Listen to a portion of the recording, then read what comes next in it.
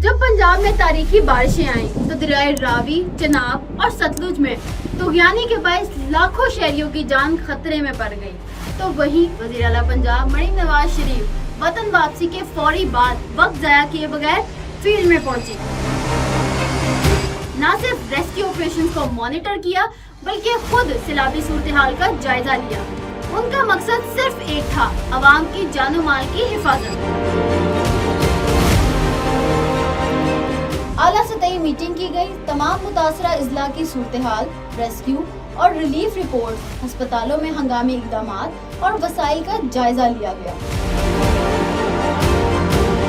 لاہور، قصور، سیالکوٹ، نارووال، فیصل آباد، اوکارا اور سرگودا میں فوج کی خدمات طلب کی گئی۔ اس کے بعد وزیر اعلیٰ پنجاب مریم نواز شریف شاہدرہ کے قریب راوی پل پر پہنچی، بنوں اور پانی کے بہاؤ کا خود معائنہ کیا تاکہ کسی بھی ہنگامی صورتحال سے قبل فوری اقدامات کیے جا سکیں۔ یہ قدم عملی قیادت کی روشن مثال تھا جس نے ثابت کیا کہ وہ عوام کی حقیقی خادم اعلیٰ ہے۔